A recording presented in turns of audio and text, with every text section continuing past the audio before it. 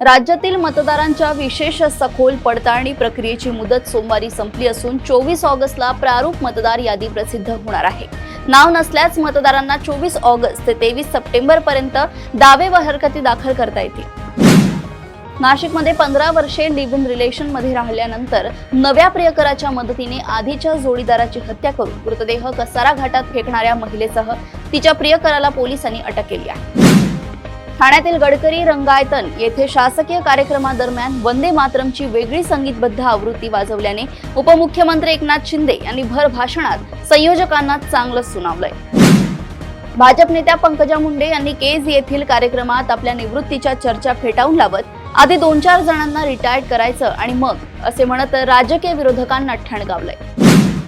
शिवसेना शिंदे गटाने भाजपच्या धर्तीवर संघटनात्मक विस्तारासाठी आपल्या नगरसेवकांपाठोपाठ नगराध्यक्ष व जिल्हा परिषद सदस्यांसाठी माळगी प्रबोधिनीत टप्प्याटप्प्याने प्रशिक्षण वर्ग सुरू केले आहेत। पुण्याच्या बालेवाडी म्हाळुंगे परिसरातील खड्ड्यामुळे दुचाकी घसरून खाली पडलेला 11 वर्षांचा मुलगा मागून येणाऱ्या आयशर ट्रकच्या चाकाखाली आल्याने त्याचा जागीच दुर्दैवी मृत्यू झालाय।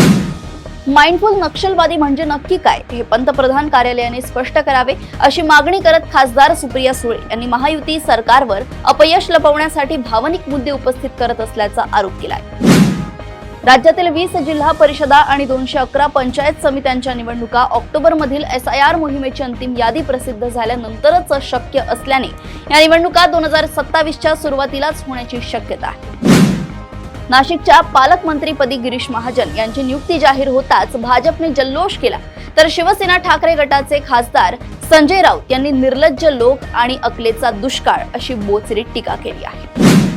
अन्न व औषध प्रशासन आयुक्त तुकाराम मुंढे यांच्या नेतृत्वाखाली विमल इलायचीच्या जाहिराती प्रकरणी बॉलिवूड अभिनेते शाहरुख खान, अजय देवगण आणि टायगर श्रॉफ यांना कारणे दाखवा नोटीस बजावण्यात आली आहे।